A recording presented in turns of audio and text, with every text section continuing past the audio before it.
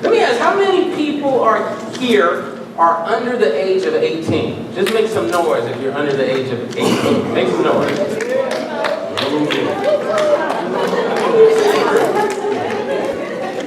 So Greg, you're doing some metric math here, some metric years. Not English.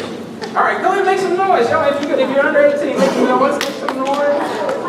See, I understand the teenagers. I know the teenagers. I already know what the teenagers are going to do. Teenagers are too cool to make noise. I already got it. But I want to welcome everybody here. Now, I want to ask the young people. When I say young people, I'm speaking 17 and younger. How many of you guys know what you want to be when you grow up? All right. What do you want to be when you grow up? A news reporter. Wonderful. Real news or fake news? Okay. Who else? What do you want to be, Bane? What do you want to be when you grow up? A detective. So the stuff that you find, she will investigate and detective. We get somebody from over here. Anybody over here? What do you want to do? An NFL player. Football player, right? Not the equipment manager. Wonderful, wonderful.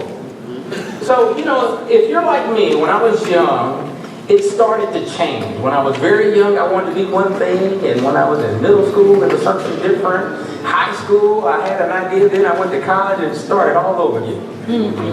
All right?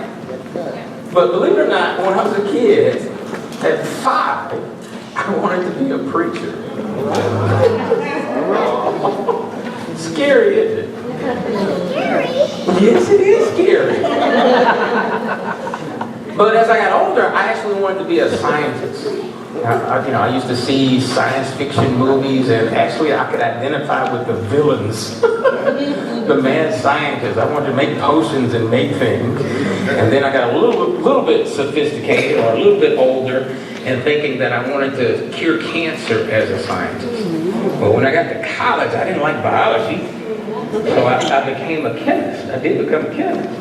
And then after I became a chemist, I became a preacher. Isn't that funny?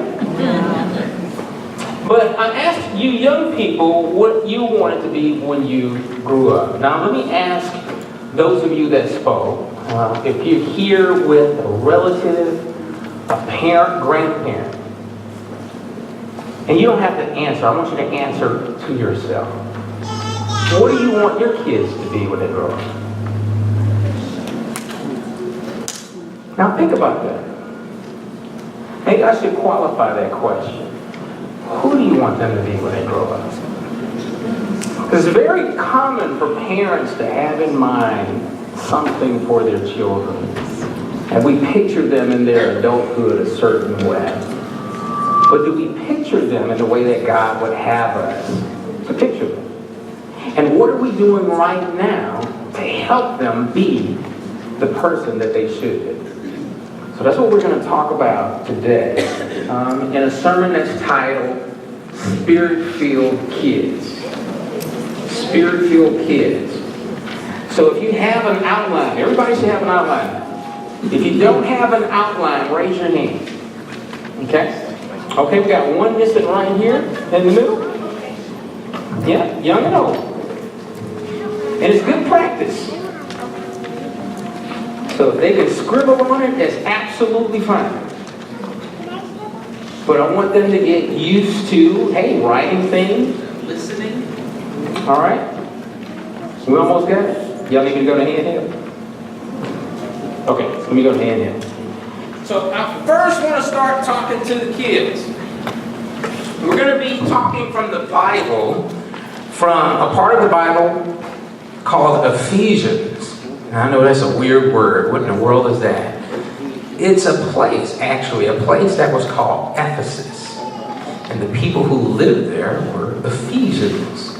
And it's specifically to the church that was in this city called Ephesus. And the Apostle Paul, who was a follower of Christ, wrote a letter to the people in that church. And he had something to say to kids. That's why I wanted you here today. And here's what he said. We're going to be reading from Ephesians chapter 6. And we're going to look at the first 4 verses. And I'm reading from the New Century Version of the Bible. All right, y'all ready? It says, children, obey your parents as the Lord wants, because this is the right thing to do. The command says, honor your father and mother. This is the first command that has a promise with it. Then everything will be well with you, and you will have a long life on the earth. Fathers, do not make your children angry, but raise them with the training and teaching of the Lord. Y'all see that? So let me first speak to the kids, the young people. Let me say young people. Y'all okay with kids? Does that offend anybody in here? I know you get a certain age, you don't want to be thought of as a kid, I know. It's okay. Because when you get old, you don't want people calling you old either.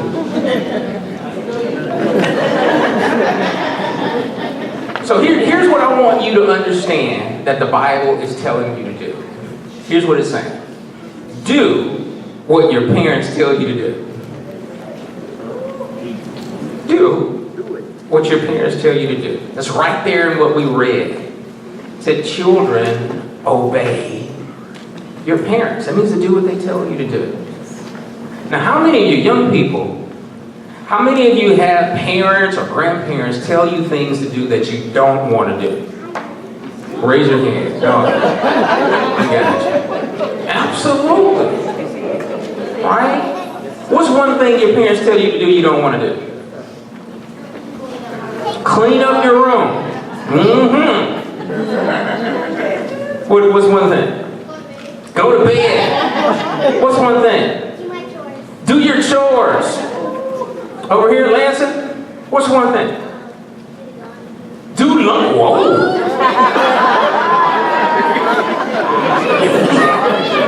We need some parenting lessons. He's doing laundry. You're worried about your room.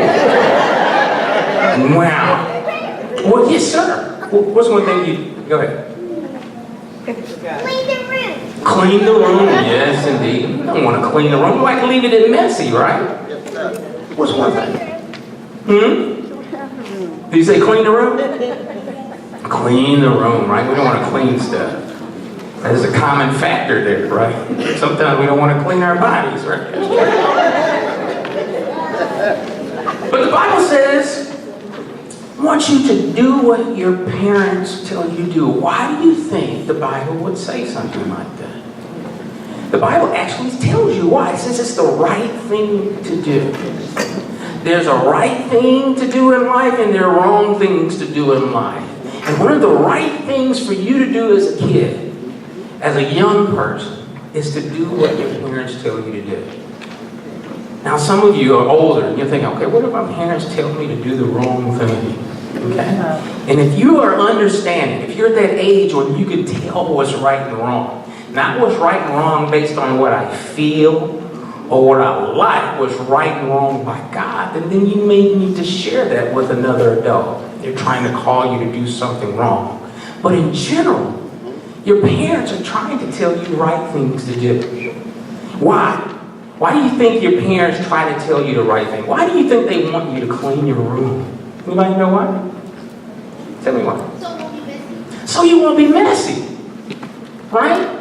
There's actually a long-term lesson. There's something that goes beyond just putting your toys back in the toy box. There's about putting things in order.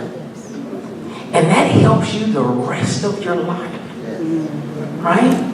Just something like that. A person that has a habit of cleaning their room might be a better person than having things in order the rest of their life. See, the Bible also it says that it's the right thing to do. Then what Paul did, he talked about one of the 10 Commandments, which was to honor your father and your mother. Anybody know some of those 10 Commandments? And he says there's something special about that 10 Commandment, that it comes with a promise. Okay? Honor means to respect, all right? Or to treat as special. To treat your parents, or if you're being raised by your grandparents, as special. And it says that there's a promise that you get, that it will go well with you. And that you'll have a long life on the earth. Now that can be different for different people, but it's saying it's going to do good things for you if you listen and do what your parents tell you to do. Now we get in trouble when we don't listen, right? I want you to watch a little video. This is a video of Howard Wigglebottom. And Howard Wigglebottom had a hard time listening, and we see that it will get him into trouble. All right, unmute, and let's look at Howard Wigglebottom. Meet Howard B. Wigglebottom. Howard is always in trouble in school because, well, Howard just doesn't listen. During story time, instead of quietly listening, Howard bounces around the room.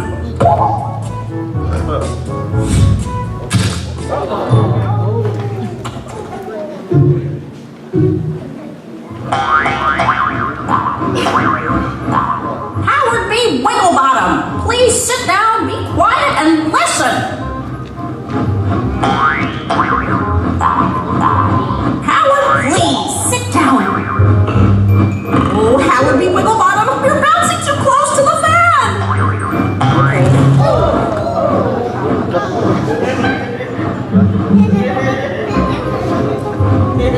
But Howard doesn't listen. At lunchtime, his friends try to warn him. Hey, Howard, watch your step. But Howard doesn't listen.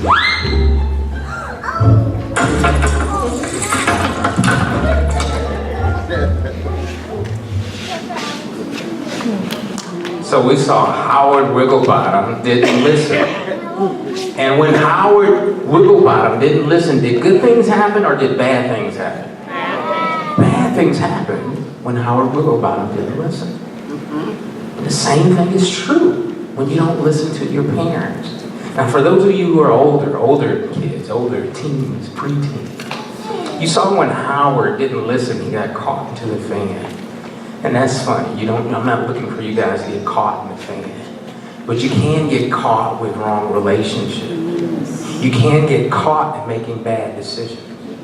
You saw when Howard didn't listen. You remember the banana peel? Y'all ever saw what happened with him with the banana peel? What happened? He let him slap. He spilled his food. Yes! He fell and all his food went everywhere. Everything that was for him was lost. And he fell. And some of you older kids, you pre-adults, not listening can cause you to fall in different ways. Can cause you to lose things that are for you and to lose them just because you choose not to listen. And so God has made parents with a very special responsibility. They are your guides to life. They are your teachers for everything. So you have teachers at school that teach you how to write, how to draw, how to add and count numbers. But parents are responsible. They have the job of teaching you about how to live life. And they want to do their very best. And so the things that they tell you to do, even though you don't want to do them, you don't feel like doing them, you don't understand why you have to do them, it's for your good. So I want to ask everybody that 15, let's say 16 and younger, just stand up. All right? 16 and under. 16 like years. Years. Okay. Praise God. Y'all, we're going to play a game. All right? So, how many of you know how to play Simon Says? All right, you know how to play Simon Says? We're going to call this the Bible Says. And so whatever I say, if I say the Bible says, you have to do. Now, if I tell you to do something and I don't say the Bible says, then don't do it. All right, if you get mixed up, it's a point. If you do it too slow, it's a point. And the goal is to not have many points. So we're going to practice, all right? The Bible says, raise your left hand. The Bible says, raise your right hand. Bible didn't say put your left hand down. Put both hands down. The Bible says put both hands down. All right, y'all ready? All right, and so the game will be over when I say the game is over, okay? So we're ready? The Bible says clap 2 times. The Bible says clap 1 time. The Bible says raise your left hand. The Bible says put your left hand down. The Bible says put your right hand up. The Bible says put your left hand down. Oh. Sorry. Put your right hand down. The Bible says put your right hand down. The Bible says put your left hand up. The Bible says put your left hand down. The Bible says put your left hand up. The Bible says put your right hand up. The Bible says put both hands down. Put both hands up. The Bible says clap 3 times. The Bible says clap 2 times. The Bible says clap 1 time. Clap 3 times. Oh. The Bible says do whatever your parents tell you to do. Oh, the game is over.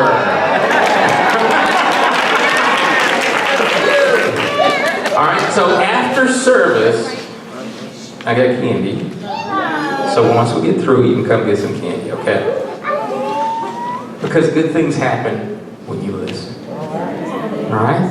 So now we talk to the kids. How about we talk to the parents? Yeah. Talk to the parents. What did that passage say to parents? And it's very interesting.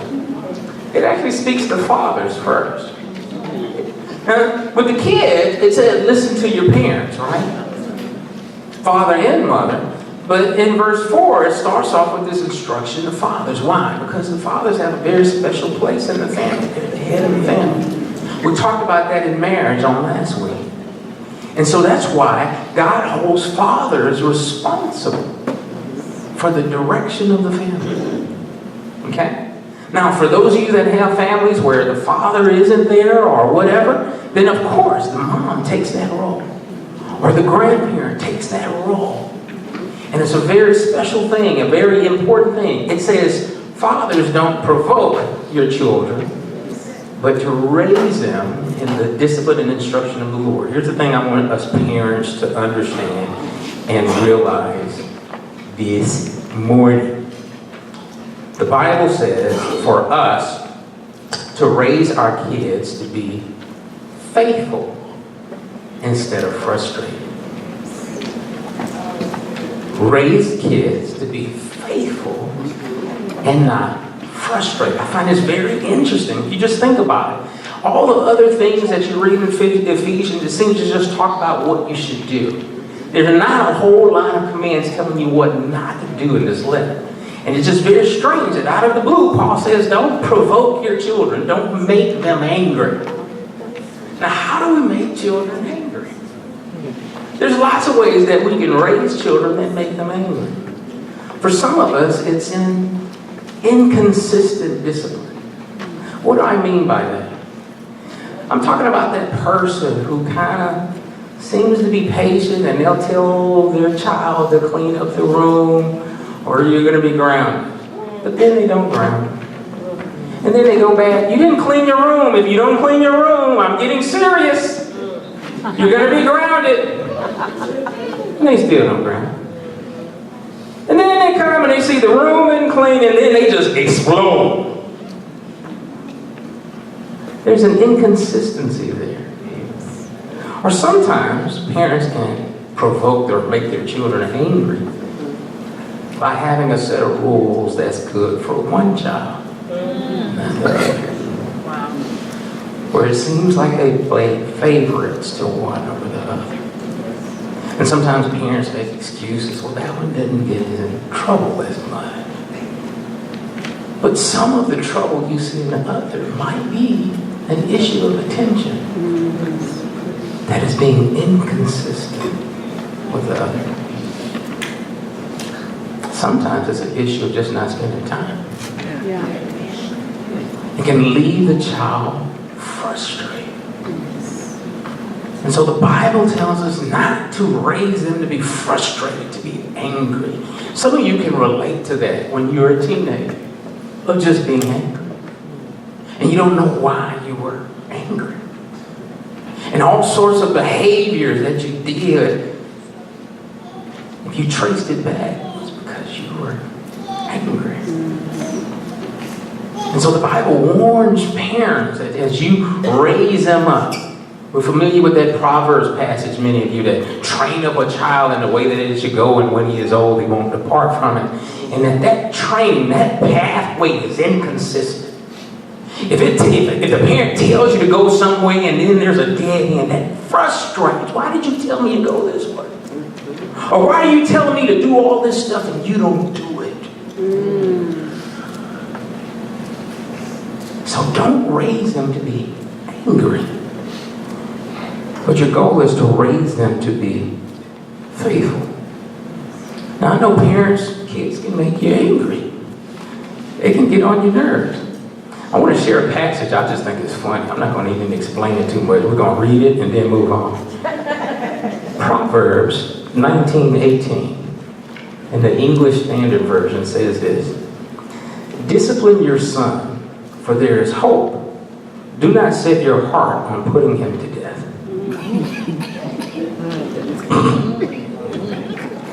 God knows that kids can kind of try your patience a little bit. But it says that your training is the solution. So he says, instead of provoking them or making them angry, bring them up in the discipline and instruction of the Lord. There's two Greek words there, and they're very important for us to understand. I don't always spend a whole lot of time on Greek words. That word translated training or discipline is the Greek word paideia. And paideia means to instruct or correct. So a lot of times when we think about discipline, we think about consequences, right? Some of us are Old Testament consequences. Spare the rod, spare the child, right? Some of you may be very literal and have a rod. I don't know if you should do that or not. But here's what it's talking about. It's not always negative. It's about training. It's about instruction. And paideia is the active way in which you train a child. The things that you do. The second word is nouthesia. Nouthesia are the words that you say. So it's the encouragement and the warnings. And it takes both. Some of us are good at telling our kids, but not showing our kids. And so we're giving them the nouthesia, but not giving them the paideia. And the flip side is, I'll give you the consequences, but I'll never encourage you in the right things. And that's not the way God treats us. Sometimes we think, okay, I'm not going to reward you for doing the right thing. You're just supposed to do the right thing. But man, if you slip up, if you do the wrong thing, I'm right there. That's not like God. Does God reward or bless right things? Does he bless? Does he do good for those who seek to do good? And in Hebrews chapter 11 verse 6, it said that he is a rewarder of those who seek him. And so we should be a blesser of our children. They should know when they're doing the right things, when they're making good choices. So if the things that they hear from your mouth are always negative consequences from when they do wrong, and they never hear how I'm proud of you, they never hear how that was a wonderful choice you made, you don't make them angry. What are you trying to train your child at? And how do you train them? I'm going to tell you the how, and then I'll tell you the what. And there's just some things that I've read. The how is by encouragement, by example, by explanation. Okay? Encouragement, example, means you have to live this thing out in front of your child. And you have to articulate it for your child. And then you encourage it for your child. Just like you're trained for something. Training makes a whole lot of difference. You can't learn to fly a plane by just sitting in a classroom. At least I wouldn't let you fly me. But not only should you study, you have someone who is experienced in flying sharing with you what you need to know. And then you actually get in an airplane with that instructor and you watch them fly the plane. And then eventually they allow you to fly the plane while they're sitting there. And then they get to the place where you're flying alone. And one of the biggest fears parents have is what will happen with my child when they leave my protection, right? And life can happen. Hard times can happen. Dangerous things can happen. But if we have been seeking to train them in the Lord, they will remember that training. There was a teenager who was flying a plane and had a problem with her landing gear. And she was still a student, but she was flying alone. And I want you to see what happened with this 17-year-old girl. This is incredible. The teenage pilot making an emergency landing on her first cross-country solo flight because of what happened mid-flight. Here's Kana Whitworth. A terrifying ordeal. This plane losing a wheel just after takeoff. Behind the controls, 17-year-old Maggie Tarasca. Are you a solo, ma'am? I'm a pseudo pilot solo, yeah. We're going to get some people out to help you, okay? Fear in her voice while Tarasca was embarking on her first solo cross-country flight from Massachusetts to Maine. I was really scared at first, just kind of felt my heart sink, and I realized like I'm all alone. Tarasca relying on her training and her instructor on the ground to land safely. Maggie, this is John. How you doing? I'm okay. Okay, you're doing a great job flying the airplane. Just had to relax, and you always heard me say go back to basics. So we're going to work the basics here as much as possible, okay? All right. Emergency responders standing by as she lands the plane on the runway before skidding onto the grass. Fear was in her voice. You heard the difference in her voice when she was able to speak with her instructor. The first thing that he said was, "You're doing great." Words of encouragement. He says, we're going to go back to the basics. And that's what you want to train your child. That even when unforeseen circumstances, stuff that happens in life, when they're a teenager, when they're a young adult, when they're away at college or whatever, they would rely on that training. Go back to the basics. What are the basics? That's what you need to provide. One of the things, I'm going to give you 4 things to aim for in training your children. And it all has to do with their heart. A lot of times we think about training our child to be successful in life. We're talking about finances. We want them to be able to stay by themselves and not bother us, and when we get old, to take care of us. But you don't want them to take care of you if they don't have the right kind of heart. They're going to put you in some little corner in some building somewhere in another state and feel fine. All right, some of y'all convicted because that's what you did with your parents. I'm looking here. That's a whole nother sermon. That was a bad joke, wasn't it? Okay, I'm sorry. I'm sorry. I was playing. I was assuming that wasn't true. Okay, let's move forward. What kind of heart you want to build in your children? This is from a book by Dr. Tim Kimmel called Raising Kids for True Greatness. He gives 4 things to encourage in your children. One is a humble heart. To be humble. It's not always about them. The second is a grateful heart. Grateful heart.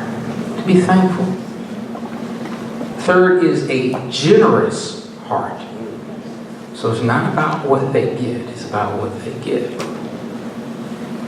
And the last is a servant's heart.